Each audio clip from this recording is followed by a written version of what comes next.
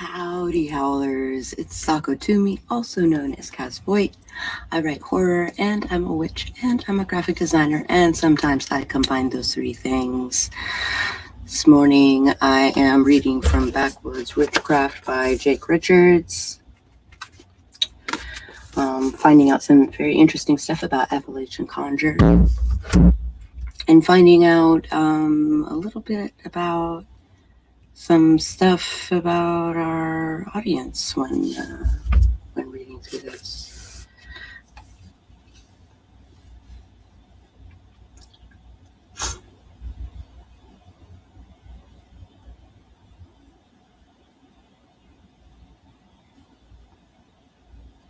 That's awesome. People congratulating me on my getting picked up by Screaming Eye Press, which is cool. Doing horror stuff. Go blink. Go blink. Go blink.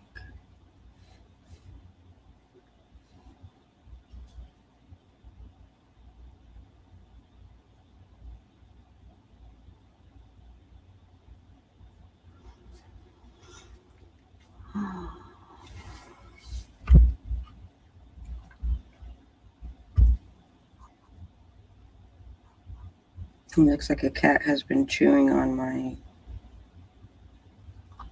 the cord of my thing.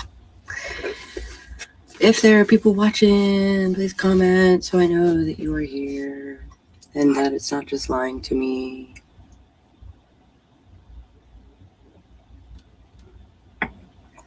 Figure I'll wait a few minutes. Yeah, there we go. Wait a few minutes for people to come in. Hi, Nihilist Geek. Honored that you're here.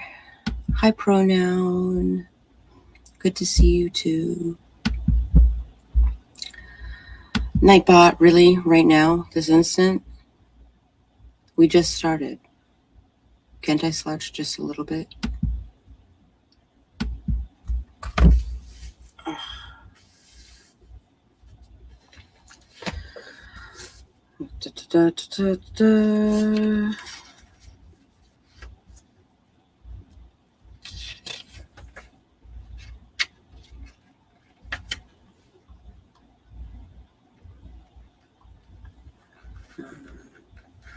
Pencil thingy.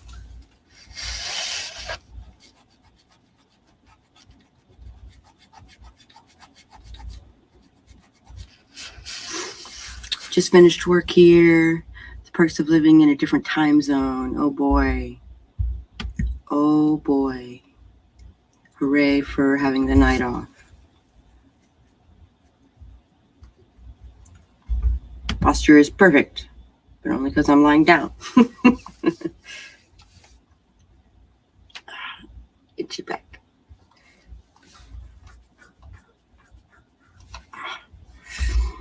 Good morning, Christina.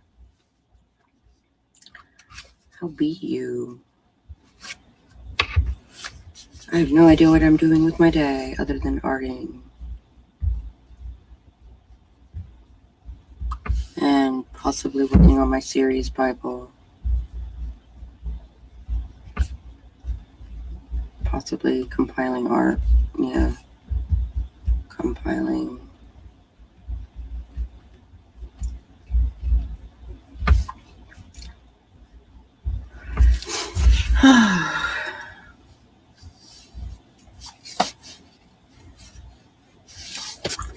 Figure out what that means a little later. So how are you guys this morning? Jeez.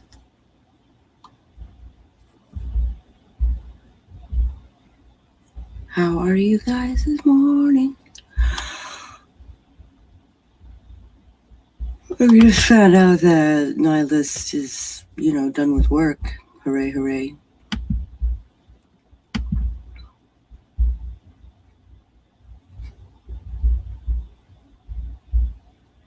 All right.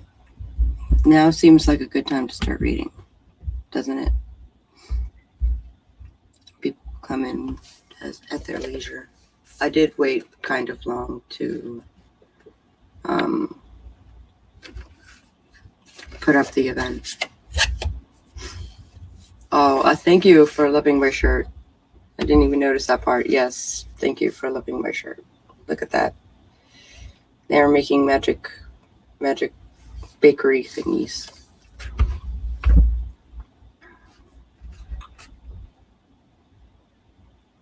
Where did we leave off?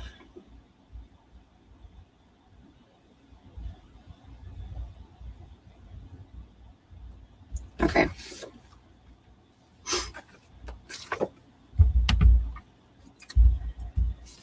Let's see here. In 1830, the Indian Removal Act was enacted. And in 1838, the Cherokee Nation was forced west. This was the infamous Trail of Tears. The stories about it are still told at the International Storytelling Center in Jonesboro and at Sycamore Shoals State Park in Elizabethton. About 17,000 Cherokee were forcibly removed. Between 2,000 and 6,000 died along the way. Most of them were moved west of the Mississippi River, but some stayed behind and hid in the groves of the mountains.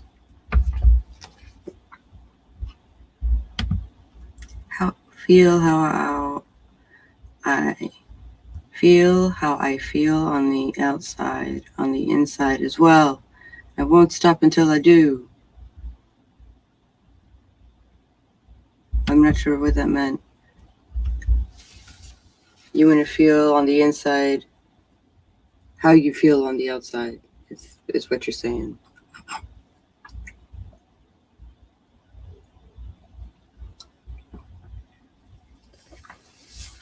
Good morning, Cat Leo.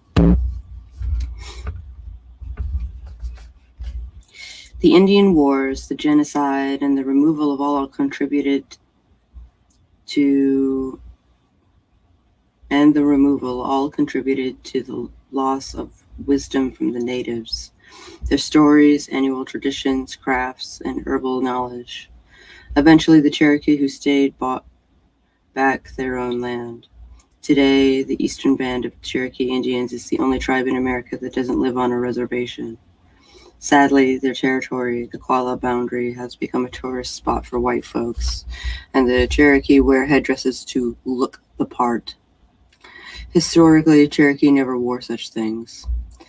The men shaved their whole head, save for one braid in the back, usually adorned with a feather. Thankfully, not all of the Cherokee stories were lost. It's the stories that carry the spirit of the people, regardless of traditions and techniques lost and forgotten. If the stories survive, so do the people. The Cherokee have attained a population count, west and east, of 500,000 registered people, and many are working to keep their stories and language alive. However, only about 3,000 speak their native language, Stalagi, fluently. Appalachian folk magic. Appalachian folk magic came about because it gave these people a sense of things that were going to be all right, even in poor circumstances most found themselves in. It let them get a handle on things. Distraction. It let them get a handle on things one way or another, and it works. While you won't get rich quick, you can use it to better the circumstances the world sets against you, even if you're still piss poor afterward. With it, you can foresee the cards you're about to be dealt and change the table somewhat in your favor. Appalachian conjure was kept secret, mostly from those with a suspicion and mistrust for it, usually the well-off church folk who sat on their own pedestal every Sunday morning. Anything primitive or deemed against the good book was of the devil himself. Mamaw scrunched her nose at those people. You can go to every church in Unicoi, Carter, and Washington counties, but that ain't gonna make you right with the Lord. When the well-off folks are in trouble, they'll need someone who won't be able to get the special help they need.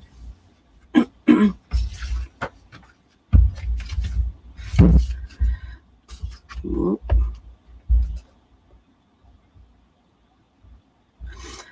American folk magic is a melting pot of practices stemming... Hey, Ella Archer, how's it going? American folk magic is a melting pot of practices stemming from Irish, Scottish, German, Italian, and other European sources, as well as African and Native American sources. For example, the use of different waters like rainwater and ocean water originates mostly from the British Isles.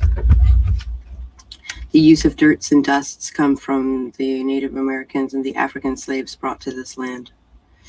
The act of placing bowls and pans under the bed for works or spells comes from Jewish folklore. The practice of throwing spells and remnants behind oneself into a stream comes from European traditions, and the use of grave dirt comes from African and European traditions. It could be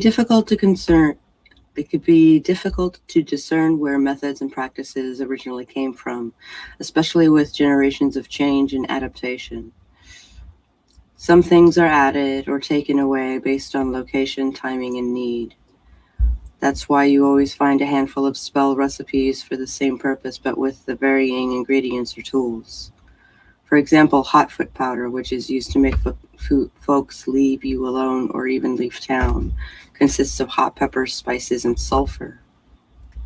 Black salt. I use black salt, which will do that. Black salt and pepper. But those things aren't often found here in the mountains, so most people mix black pepper and salt instead. As they are cheap and readily available. I've also heard of adding spiders, bugs, and other things to scare or chase folks away.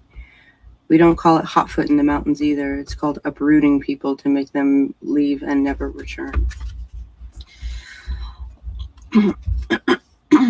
Although some prefer to stick to tradition, these roots grow and change. We can honor and trust in the strength and support they gave through the racism, genocide, and persecution our old folks suffered. Through all the troubles, they preserved the knowledge and practices that helped make everything bearable and gave our ancestors an upper hand against the trials that held them. These hills have been soaked in blood, covered with bones, and have resounded with cries of birth and war over and over. They've witnessed life and death occur more times than our minds can comprehend. Their soil has been stained by the blood of soldiers and slaves alike. These same struggles have given rise to our culture today in this form of tradition, folk songs, and art, and good cooking. Our weather and seasons and landscape shaped the way we farm and plant, the foods we hunt and grow, the remedies we created for ourselves when the mountains locked us in. But it wasn't just with us that the mountains did this. They've been shaping the culture, practices, and magic of people as long as they've been inhabited, even long before the Cherokee put down roots here. Very likely the land of your folks did the same to your family and community. History here is weaved into the spider's web. The river runs warm with the paranormal, and witchcraft whispers on foggy autumn mornings just before the church bells start ringing. Let's now turn to the superstitions and tales of these hills, those bedtime stories that have root in dream or history, echoes of haunts in the graveyard, and chills when an unseen guest is knocking at the door. Superstition is the fuel behind folk magic. Of course, we don't think it would be primitive or backward. It's what the old folks always did and said, so we do the same because they got along all right with it. Personally, I can validate that most of these tales are true. Superstition finds its spot nestled around the needs of humanity, whether it be food, weather, hunting, childbearing, or labor. It guides us from accidentally bringing ill onto ourselves, and offers protection from the same from others. It is there in the pit of those needs the mountain witchcraft healing is born, cultivated and preserved across generations. Chapter 2, Down Devil's Run, Stories and Superstitions. Coffee. Comment.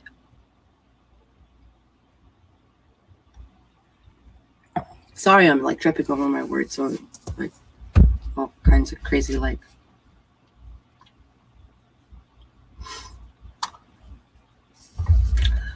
Could be better, huh?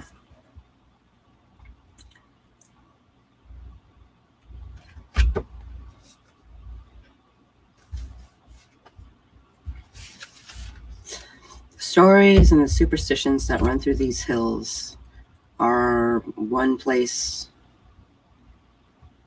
you can find witchcraft and conjure, whether it's the methods of precaution prescribed against bad luck or tidbits of how to heal a disease. There are stories of odd creatures in the wild, women keening for their lost loves, and the devil himself laughing over the river. We'll begin with the latter. Located outside of Irwin, Tennessee, overlooking Nolichucky River, the Devil's Looking Glass is a haunted cliff of rock standing hundreds of feet tall and covered with the fingerprints of death. There are countless tales of this mountain cliff.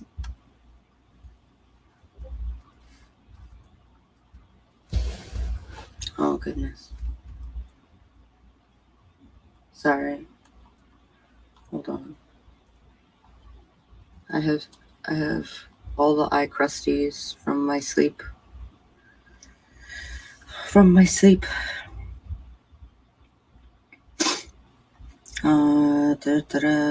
There are countless tales of this mountain cliff and the waters that churn below, but I'll recount only a couple here.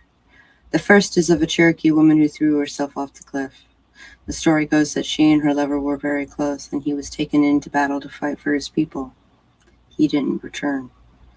The woman's grief overtook her, and she climbed up to the top of the cliff and jumped, calling for her lost love as she fell. Many people have seen her waiting in the waters below, keening for her mate.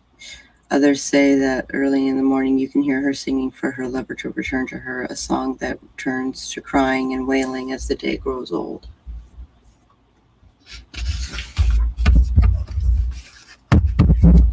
Other stories of the cliff tell of the banshee cries in the area. It's said that a man and his pregnant wife lived in a cabin along the river, 2 miles away from the nearest neighbor.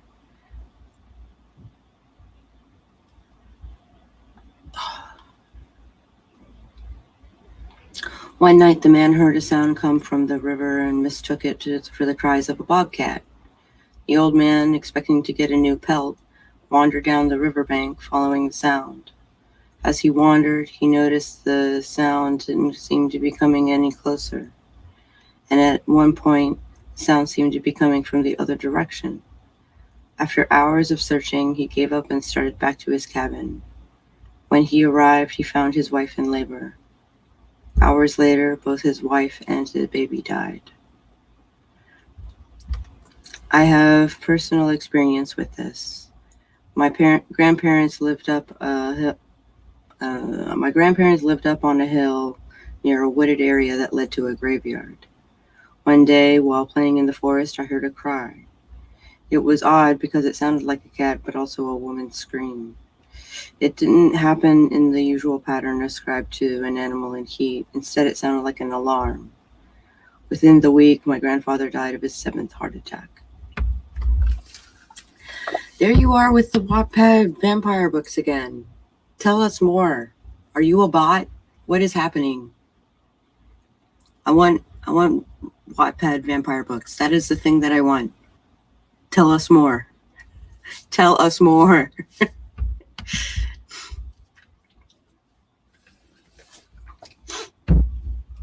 because I intend on doing that thing where I write horror stories and put them up on Wattpad.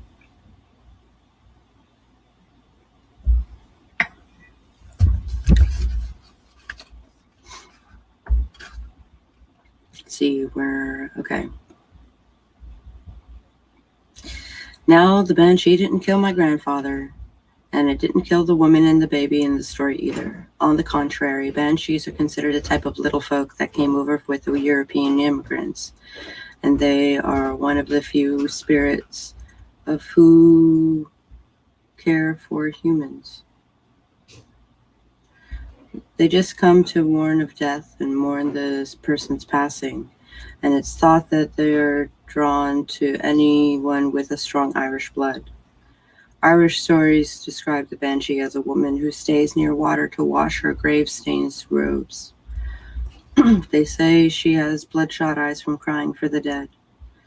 Banshees were also said to have combs stuck in their hair, so it's always been a bad omen to find a discarded comb on the ground. That's an interesting thought.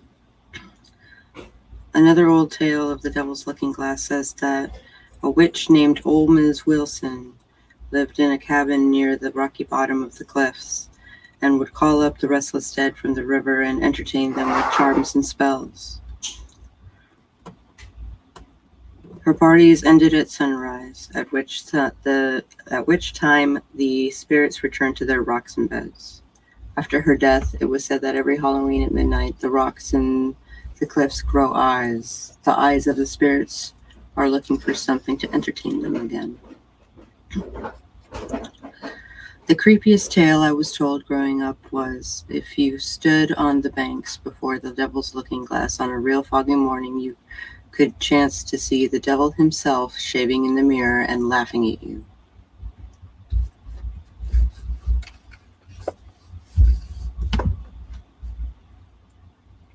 Last night I found my vampire book I was writing in 2014. I didn't think I wrote a chapter 2, but I guess I did. That's awesome. But I'm not the one you were talking to. I'm into vampire stories. Give me all the vampire stories. Tell me the things.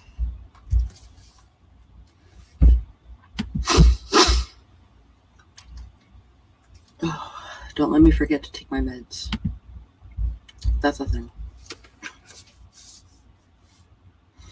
And laughing at you.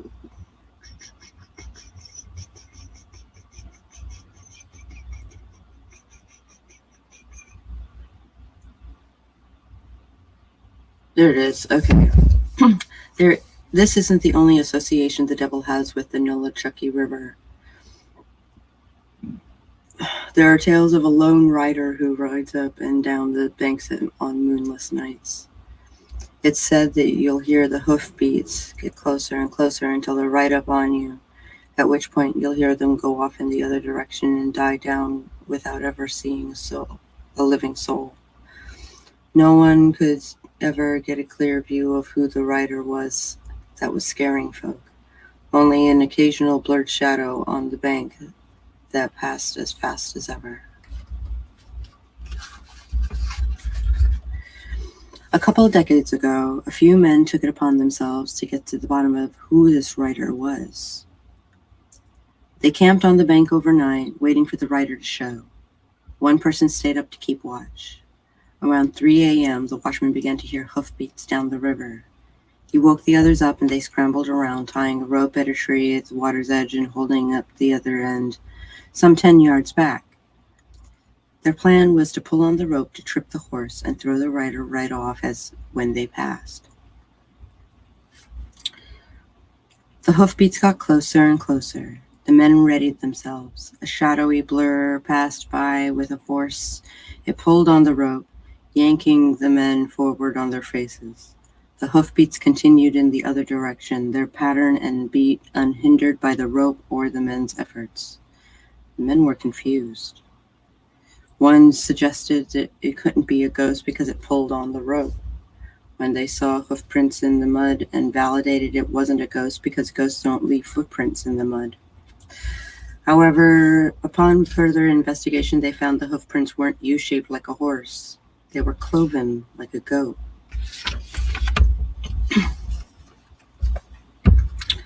At that point, the men ran back home yelling, "It was the devil himself!" No one dared look for the identity of the writer again. For this story, the river was named Devil's Run. Stories have warned since not to be caught on the banks alone at night, or else the devil may challenge you to a race for your soul. What do you reckon your chances of winning?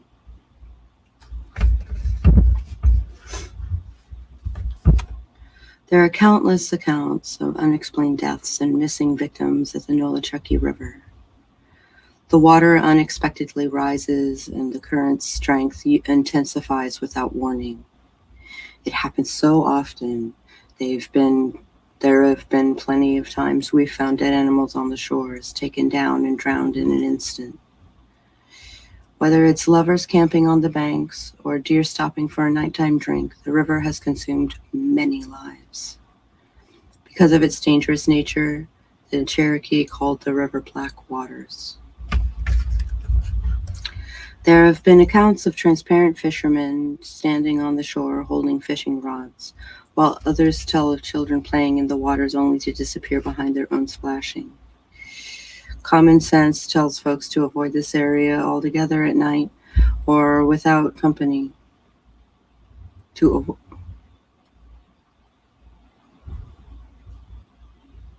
That is a weird sentence. Common sense tells folks to avoid this area altogether at night or without company. While it's still a great spot for fishing and kayaking, many still feel an eerie feeling while gazing at the rapid currents cutting their way through the mountains. We also have our share of ghosts. Ghost stories have been a major portion of storytelling in these hills, and we tell them and we hear them from a young age. While mostly reserved for camping trips and time spent waiting for Halloween night, most of these stories are passed down in the family and are told whenever the children ask. My family went every year to the Cherokee Festival at Sycamore Shoals, so I always grew up on the old Cherokee tales of bears and blue-corn beads, stories of the witch Salu and her sons, Kanati, the lucky hunter, as well as tales of saints and haints in the hills. Before my generation, everyone listened to the stories of the elders, and these stories were stored in their bones and teeth so they could be recounted and told again in other times and places. Thankfully, I was one of those who listened. Of course, not all haints and creatures are benign, and the old folks knew that. For this reason, there are superstitions, saying and charms to teach and protect people from hauntings and evil spirits. For instance, tying a red piece of yarn to your right upper arm or setting knives up in the window will do just that. And sewing a red piece of ribbon into the inner lining of your shoe heel will protect you from ghosts making you sick. It's an interesting thought. I should be marking things.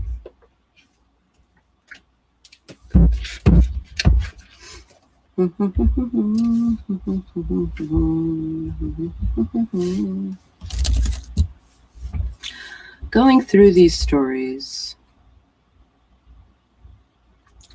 one can see the close relationship we often build with these spirits, loving them like family unless they cause harm.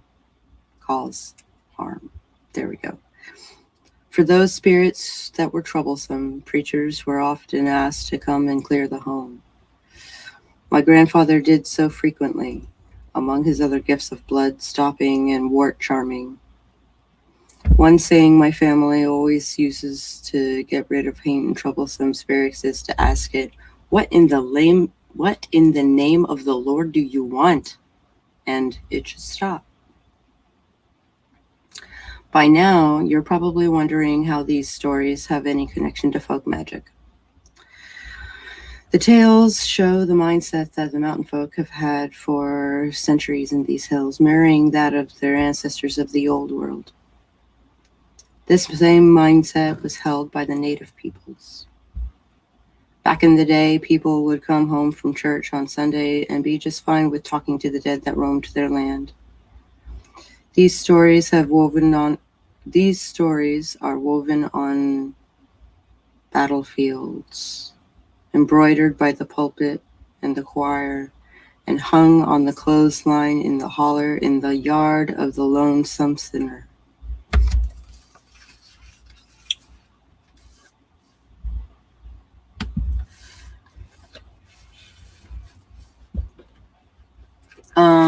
There's also where you tie the yellow ribbon around the oak tree to have your loved one who has gone to war to come home.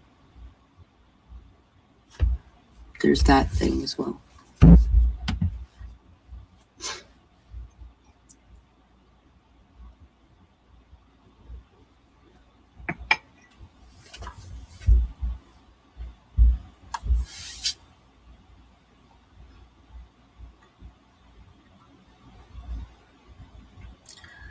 I should get alcohol to celebrate my new gig. Maybe I will go out and do things. I need to go to the post office anyway. I gotta print out my thingy so that I can send him the thing.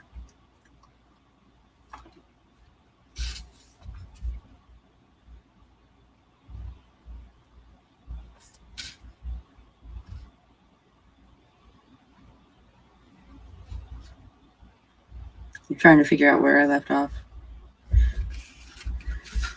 Each tale adds to the culture and community beliefs of the people of Appalachia.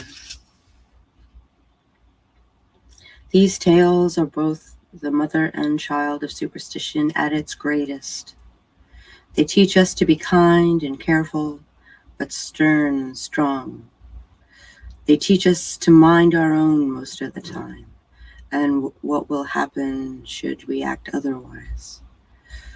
When was the last time an old tale about someone who wasn't snooping around places talked about someone who wasn't snooping around places? Following are some of the superstitions and beliefs I was raised on in East Tennessee. Superstitions and charms. Stories and superstitions often intersect, like a complex dream catcher. There's very little distinction between the two based on their particular origin. Here, I will share some of the good old superstitions and tricks of these hills.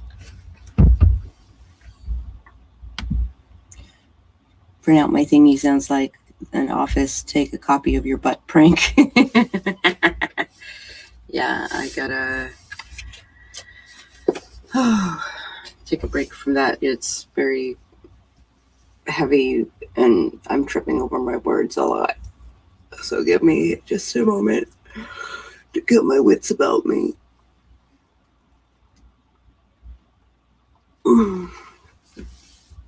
Yeah. So here it is. So I got this external hard drive and found out that it is a faulty piece of hardware. My Mac wouldn't see it, and then we plugged it into a PC, and it was like fatal hardware error. So hardware issue. So I got a hold of WD, and they were like, "Well, it's under warranty, so we'll send you another one." And I was like, "Cool. You just need to send us your thing, and here's the information." And I'm like, "Cool."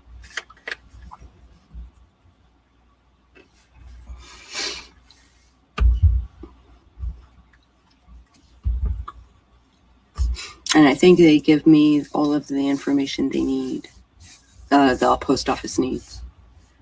I have more and more forms to fill out.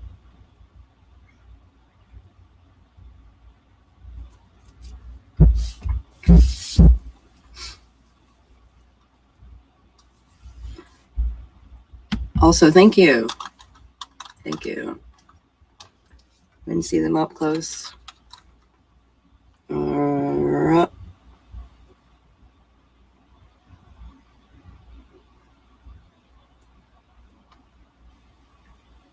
it doesn't show the inside very well. Oh, there we go.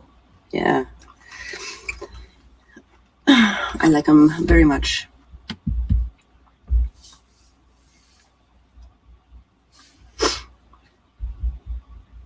What's damn?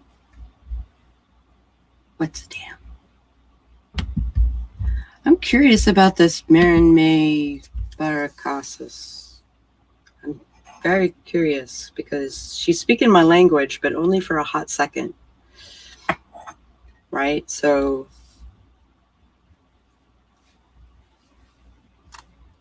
tell us more. Yeah, thank you. They are shiny. And they're skull candy. Skull Candy's premium earphones. I thought I was going to have a audiobook done by Halloween, but I don't think that's going to happen.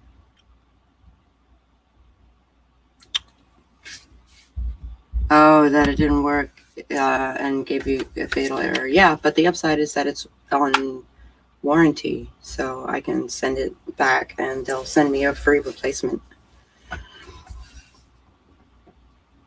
Which, on one hand, the time that I'm waiting for stuff to go out and come back is time where I'm not working on stuff that I should be working on.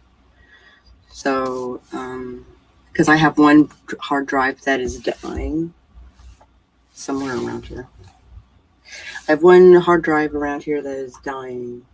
And I got this guy to replace it and upgrade, and it's not doing that thing.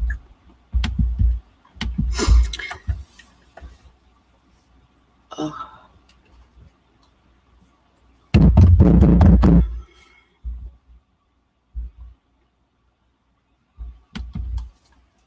All right. I think my brain is working again. Which is fun because we get to talk about their idea of witches. Here is the perfect place to fill you in about what mountain folk think about witches and how they differ from doctors and healers.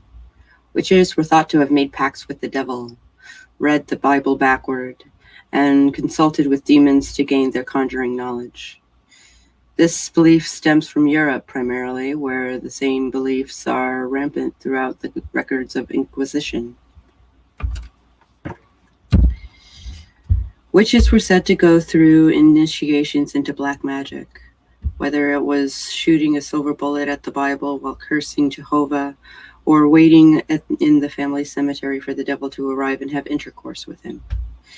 While most accounts of true witchcraft follow no such belief, it is apparent that the reputation of a conjure person was primarily based on the attitude of the community.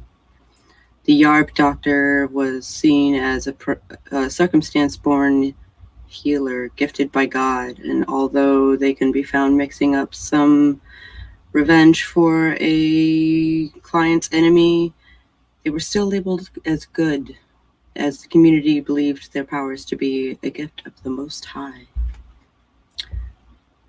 So remixes are officially the devil's work. I know, right? I'm very lucky I mentioned I may be getting a second one, so my stepdad gave me a second hard drive. That's nice of him.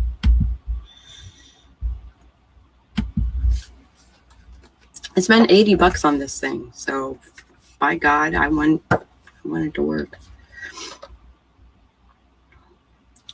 The witch, on the other hand, was susceptible to a much harsher judgment from society. It was believed that the outcast, crazy woman up on the holler was mixing up poisons, dancing with the devil, and tossing curses from her perch. There are Stories of witches charming cats and collecting them in bags, cursing cattle, and blasting crops. Those that were documented in these tales were the Yarb doctors. But of course that was fine because the community thought well of them. The rest were often unverified tales. The lines between the witch and the Yarb doctor are blurred at best and non-existent at times, save for the reputation given them by the community. Save for the reputation given them by the community. He does not talk like I talk. So I'm like, There are many stories that have made their way from the Green Isle, telling of folks getting lost and taken in by the wee ones, and also acquiring knowledge and gifts from the little folk. Others are simply marked by God. This term is used to denote those who are born in certain circumstances, such as having a caul over the eyes, being a seventh son or daughter, being born a surviving or left twin, being born feet first. Hey, I was born feet first. Or being born through C-section or blue. I'm a member of the latter, having been born with fluid in my lungs because I took my first breath in the womb. Nana once said that's why I've always been good with animals and know when something's wrong with folks because I know what's inside them or how things are. Good morning, Spence. Good morning, darling. Oh, I'm almost out of coffee.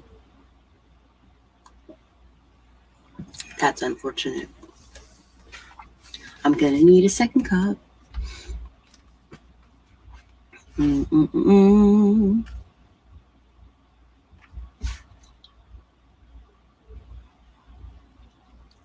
This is referred to as the gift or sight and is spoken of softly by families who still recognize its presence. Having these marks is said to happen to those that will walk the banks between this world and the next. I want to at least get through this paragraph and then I'll go get coffee. This gift isn't a psychic ability, however. We aren't born with it naturally or genetically. It is something given exclusively by God and the spirits. Most of these folks have experiences of seeing spirits from a young age. I have not had the experience of seeing fully materialized spirits per se, but I do hear and feel them, and the occasional waist-to-head view of them. But I can't figure it out. I can't figure any hard details. Okay, more coffee. All right, Christina has to dip out for a bit. But try to be back sooner rather than later. If not, I'll catch you on the Discord. I will catch you on the Discord. Have a good time.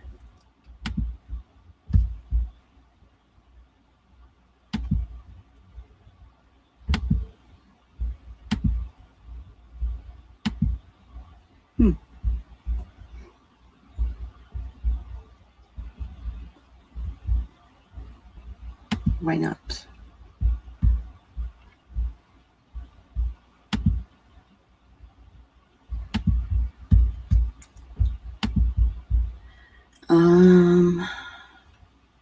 Brand, please stand by.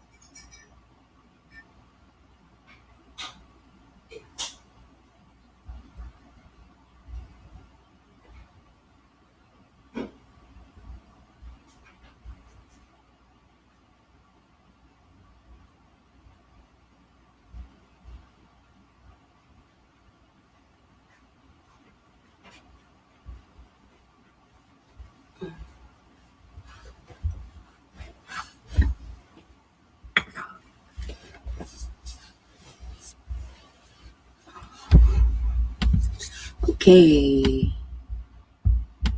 Off to do some renovations. Have an awesome day. See you later.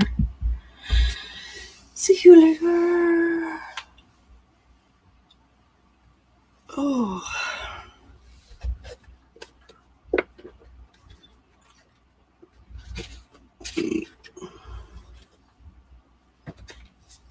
All right.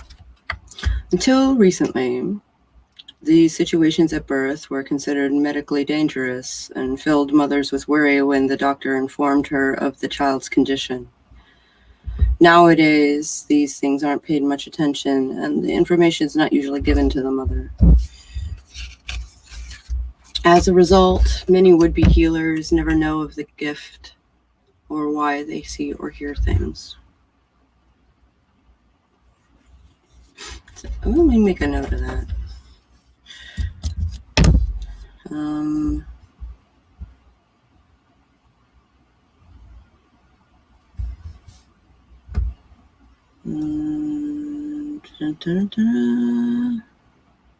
Being born feet first. I also have the Mystic M in my palm, which means I'm more likely to be intuitive with this stuff.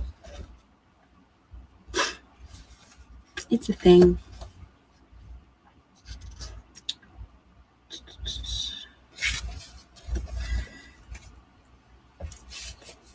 There are tales of power doctors getting their knowledge from an encounter with the little folk, or simply being blessed from birth. Regardless of these tales, it has been the reputation of the worker in the community and that speaks of their power's origin and their moral compass. My mother says that my knack for remembering so much of this is due to me walking around under a black bull when I was little. Said it nearly gave her a heart attack, but I was a curious child, especially when I wasn't being watched. Protection. 10 minutes left. The old timers have always been suspicious when it comes to ghosts, lightning, death, witches, and curses. Basically anything that could threaten their livelihood. While some of the following formulas leave no explanation, while some of these following formulas leave no explanation for their reasoning, they are still practiced today because, as I was always told, it's just what the old folks did. These remedies and charms are tradition, and you aren't supposed to question it. No one does. With no rhyme or reason, these tricks and charms have continued in these hills, containing the fragments of their parent cultures and the fixing thoughts of the mountaineers. And they work, so why question them?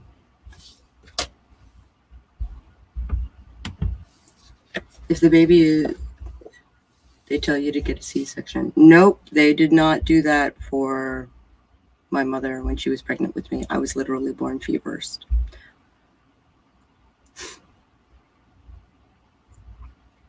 I guess it depends on, like, maybe they do that now, right? But C-sections were frowned upon when I was a wee one. It's still too hot.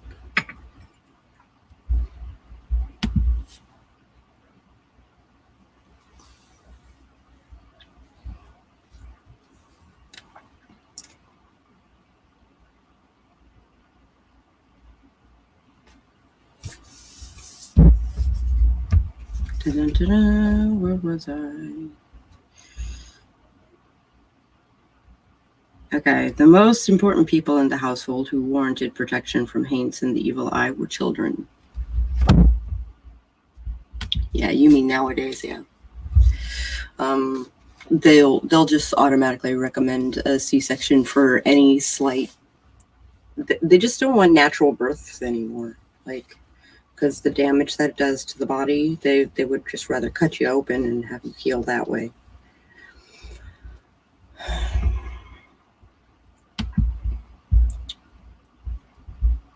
The risk for C-sections were far higher back then versus now. That is absolutely true.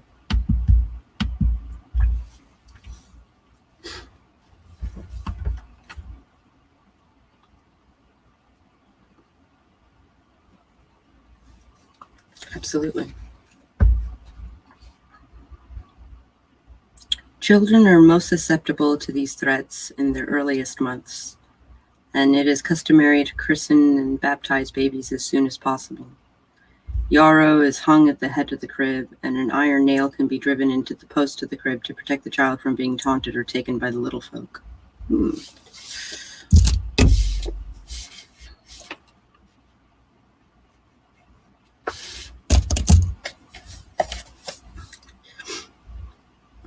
My mother, if the child got sick, some folks would bring the child to the preacher or some other type of healer. My mother, a seventh daughter blessed with the power to heal, had only to rub our bellies a certain way, and by the next sunrise we were fine. The previous symptoms were commonly thought of among the old Irish as signs that a changeling, a double, sat in the crib while the real babe was lost somewhere in fairyland.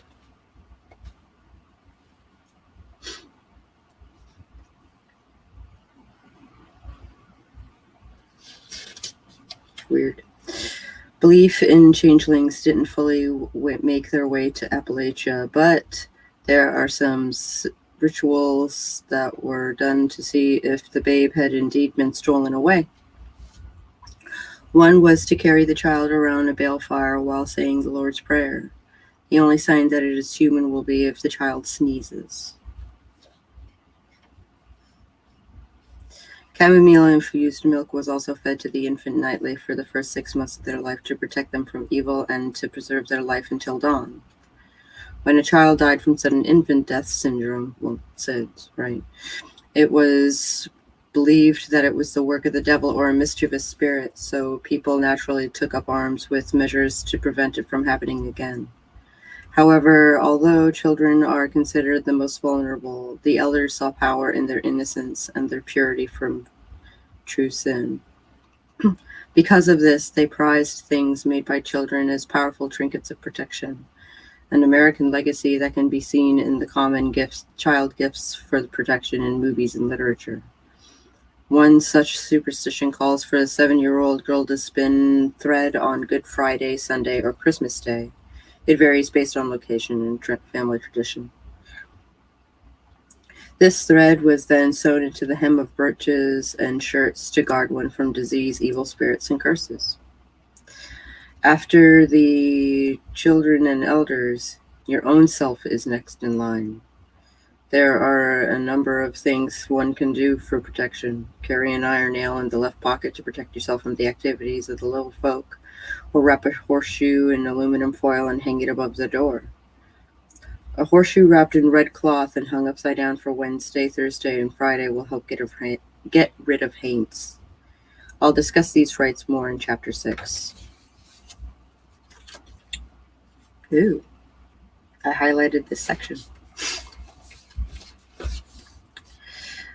As we know, the weather of Appalachia can be unpredictable in both season and severity, and lightning can be particularly threatening. Folks would walk around the home tapping 2 stones together to create a barrier that lightning couldn't penetrate. This was done with 1 black stone and 1 white stone. The Cherokee believed that wood from a tree that has been struck by lightning will protect from the same and give the person who wears it power. Geranium petals are also said to protect from lightning as well as dog bites. I think they mean it'll protect from lightning and dog bites. Hi, Eddie. How's it going, babe? Wrench. Yas. All right, here's the part that I highlighted. When restless or troublesome spirits come to haunt the house, the potato charm is utilized. One acquires a whole unwashed potato and a small object that belonged to the deceased. The potato is cut in half, and each side is hollowed out, made large enough for the item to fit snugly inside. The halves are then reunited, bound with red yarn, and pinned shut with nails. The charm is then taken to the grave of the spirit where it is left. The spirit will then be bound to the cemetery until they fully cross over. Something to consider. That didn't sound good.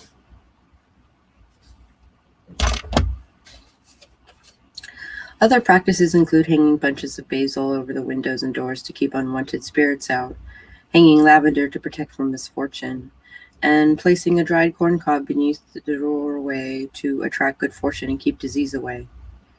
In order for this to work, though, the corn cob must always remain dry or it will mold and rot away the luck. Oh, well, probably a good time to wrap up, huh? Thank you all for joining me this morning for my awkward reading of Backwoods Witchcraft, Appalachian Conjure, folk magic, and stuff like that.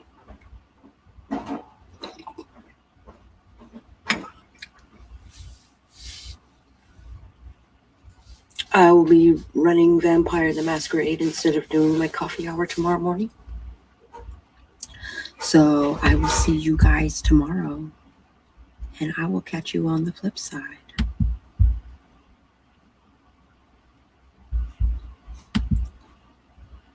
Love the shirt, and that's Appalachian. No, this is just like a goofy shirt. It's not Appalachian. The book is Appalachian. Thank you. All that last bit sounds like my childhood. Yeah, it sounds like you're getting a lot of memories from this book. All right, I'll catch you guys later.